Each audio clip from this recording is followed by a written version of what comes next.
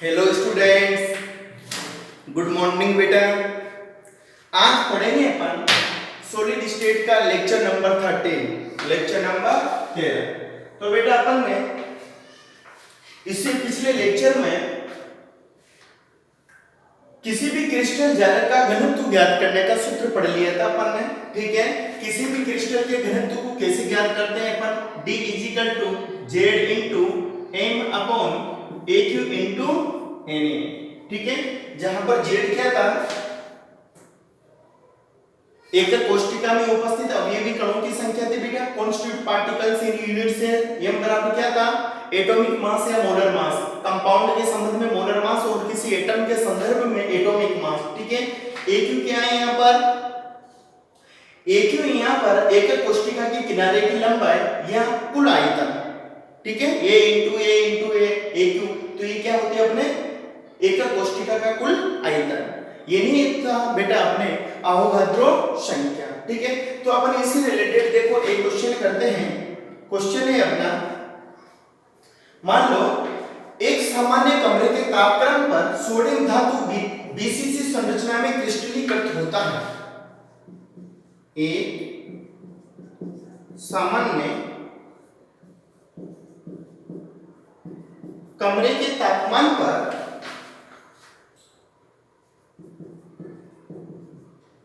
एक सामान्य कमरे के तापमान पर सोडियम धातु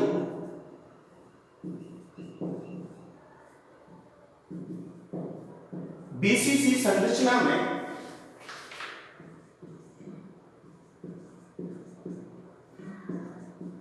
क्रिस्टलीकृत होता है।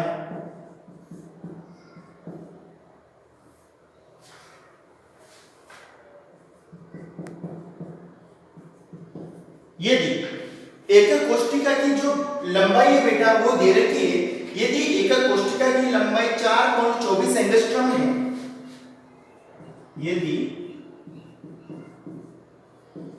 एकक कोष्ठिका की लंबाई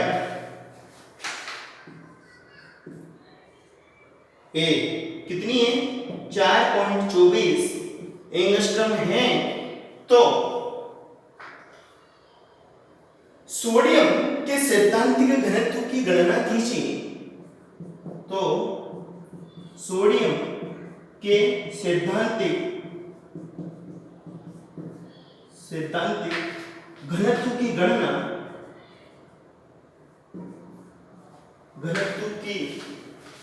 कीजिए।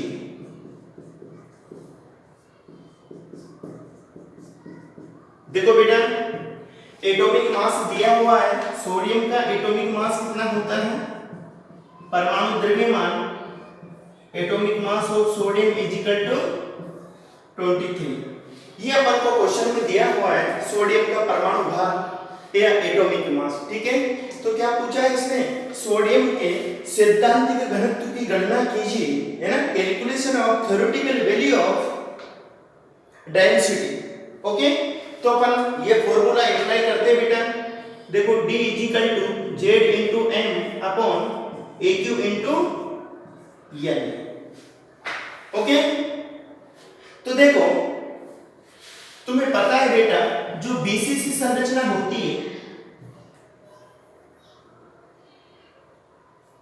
BCC एकक कोष्ठिका में कुल अवयवी कणों की संख्या या कुल परमाणुओं की संख्या कितनी होती है, 2 होती है। तो BCC एकक कोष्ठिका के लिए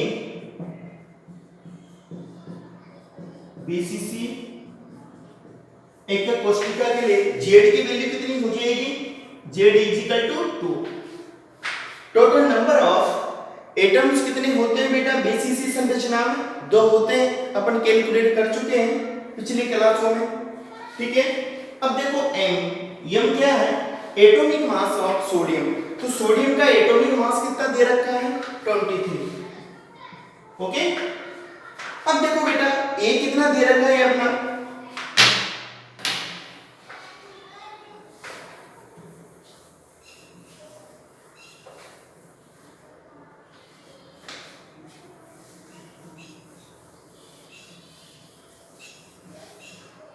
देखो बेटा ये कितना दे रखा है अपने किनारे एकक कोष्ठिका की किनारे की लंबाई कितनी दे रखी है 4.24 एंगस्ट्रम।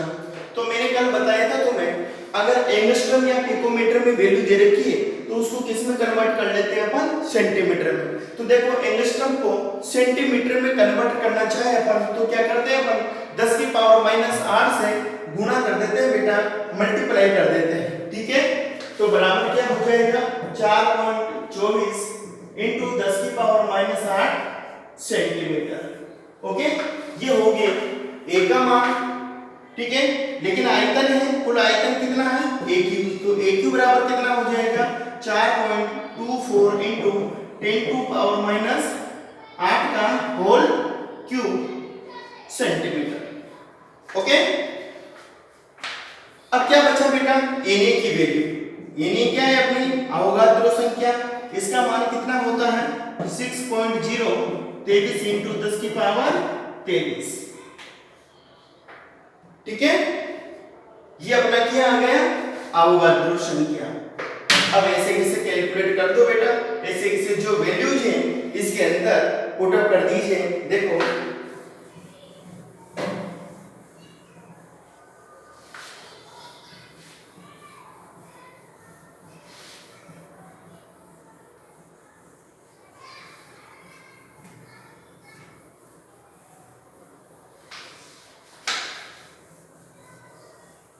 देखो अच्छी तरह समझते चलना बेटा। वैसे भी अपन बिल्कुल 0 पॉइंट से चल रहे हैं, कोई परेशानी नहीं आनी चाहिए। मैं कोशिश करता हूं कि स्टूडेंट्स को कोई परेशानी ना आए। ठीक है, पहले अच्छी तरह बेटा वीडियो लेक्चर को देखिए। वीडियो लेक्चर को देखने के पश्चात जो मैंने स्टडी मटेरियल भेजता हूं, डेली स्टडी मटेरियल जो भेजता हूं मैं, उसको भी अच्छी तरह देखें। ठीक, उसके पश्चात जो होमवर्क के क्वेश्चंस हैं उनको करिए बेटा। ठीक है, सब समझ में आएगा, एक भी चीज ऐसी नहीं जो समझ में नहीं है। ठीक है, लेकिन बस डेली का काम डेली कंप्लीट होना चाहिए। ठीक है, दुनिया की कोई भी ताकत ऐसी नहीं है बेटा जो सतत मेहनत करने वाले स्टूडेंट्स को रोक सके जीवन के अंदर। अगर नहीं पढ़ने वाला बच्चा है तो उसको अमेरिका में भले से कहीं ऑक्सफोर्ड यूनिवर्सिटी में रख दे तब भी कुछ नहीं करने वाला। भले धीरे चलो, कोई परेशानी नहीं है, लेकिन सतत स्टडी होनी चाहिए, कंटिन्यू होना चाहिए, पर डे का काम पर डे होना चाहिए। मैं गारंटी देता हूँ जीवन में कभी नहीं रुकेगा ऐसा स्टूडेंट और एक दिन अपना मुकाम हासिल करके रहेगा।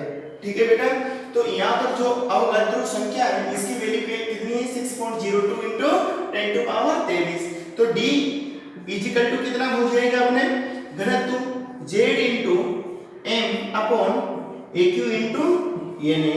तो मान रख दीजिए z बराबर कितना था bcc के लिए 2 इंटू m कितना था बेटा 23 अपॉन aq का मान कितना है अपने पास 4.24 इंटू 10⁻⁸ का होल क्यूब इंटू अवगाद्रो संख्या कितनी है अपने पास 6.023 इंटू 10 की पावर 23।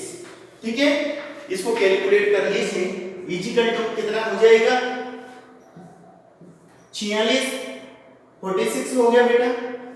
अब देखो इसको गुणा करो 4.24 ऊपर कितना है 3 बार, तो 4.24 इंटू 4.24 इंटू 4.24 3 बार इसको मल्टीप्लाई किया अपन ने, तो इसका मान आता है बेटा लगभग 76.2250 76.2250 इंटू, अब देखो 10 की पावर -8 है तो ये मान कितना हो जाएगा 10 की पावर -24। 8 को 3 से गुणा करेंगे तो कितना आ जाएगा 24। ओके, अब कितना बचा 6.023 इंटू 10 की पावर 23। तो देखो बेटा 10 की पावर 23 पॉजिटिव है तो इससे तो ये कैंसिल कर दो। कितना बचा यहाँ 10 की पावर -1 बचा, ये ऊपर जाएगा तो प्लस में हो जाएगा। तो मैं क्या कर दूं 460 अपॉन 76.2250 इंटू कितना कर दूं 6.023। ठीक है, इसको मल्टीप्लाई कर दीजिए। ओके, देख लीजिए बेटा सिंपल है बिल्कुल, वैल्यू पुट अप करनी है अपन को।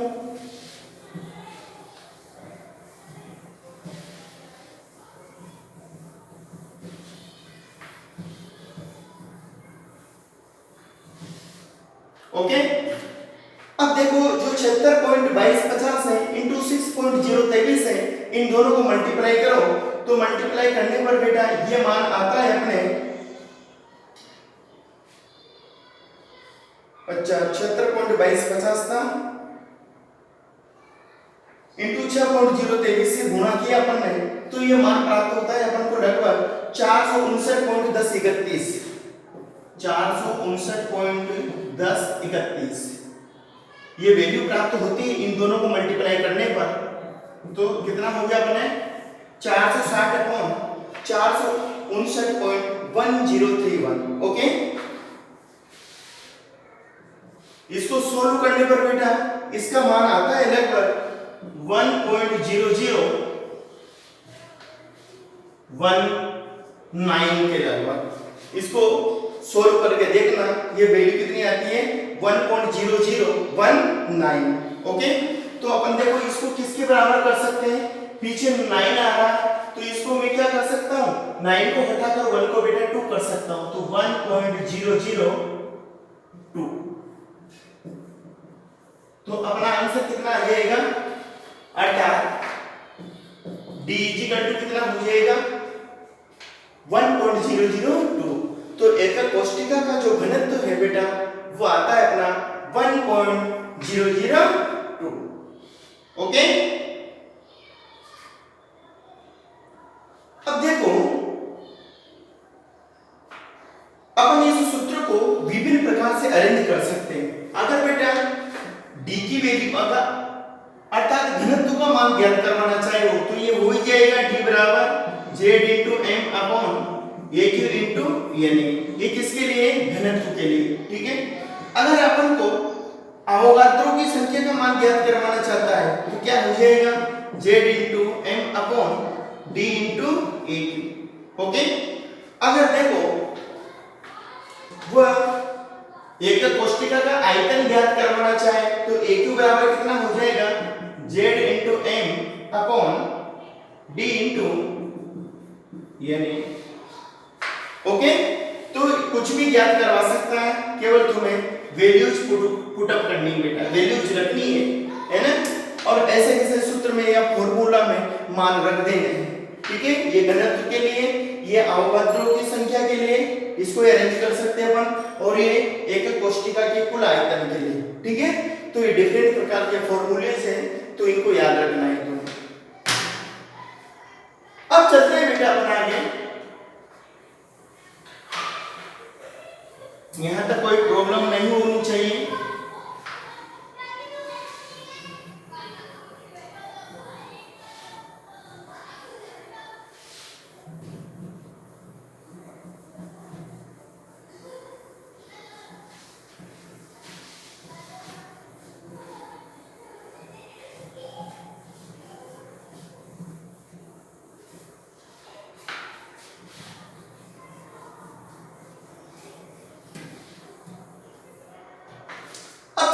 बेटा नेक्स्ट टॉपिक की तरफ देखो, अपन लेते हैं विभिन्न प्रकार की एकक कोष्ठिकाओं के लिए परमाणु त्रिज्या r एवं किनारे की लंबाई a के मान। नेक्स्ट टॉपिक अपना विभिन्न प्रकार की क्रिस्टल संरचनाओं के लिए या एकक कोष्ठिकाओं के लिए विभिन्न प्रकार की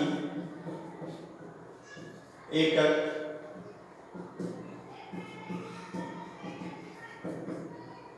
कोष्ठिकाओं के लिए परमाणु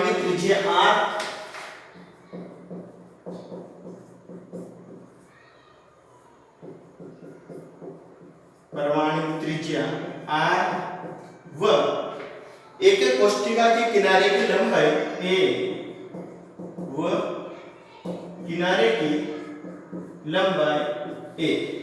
विभिन्न प्रकार की एकक कोष्ठिकाओं के लिए परमाणु त्रिज्या r और किनारे की लंबाई a। ठीक है, तो ये वेरी वेरी इंपॉर्टेंट है बेटा, इन सूत्रों को तुम अच्छी तरह याद रखना। अगर ये याद रहेगा तो तुम संपूर्ण समता का मान इजीली ज्ञात कर सकते हो। तो इसके लिए अपन 3 कॉलम बना लेते हैं। एक तो एक तरफ लिख लेते हैं बेटा सरल घनीय एकक कोष्ठिका। ओके, जिसको अपन simple cubic unit cell SSC भी कहते थे। इसके पश्चात लेते हैं अपन FCC, face centred cubic structure, और इसके पश्चात लेते हैं बेटा अपन BCC, body centred cubic structure.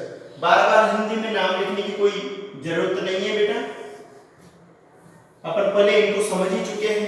अब देखो, जो सरल घनीय एकक कोष्ठिका होती है, इसके लिए r का मान क्या होता है? r बराबर होता है बेटा a/2। ठीक है, इसको भी अपन पहले पढ़ चुके हैं। और जो एफसीसी होता है, एफसीसी के लिए r बराबर होता है ये अपॉन 2√2। ओके, एफसीसी के लिए त्रिज्या का मान r बराबर कितना होता है? ये अपॉन 2√2। और जो बीसीसी होती है उसके लिए कितना होता है?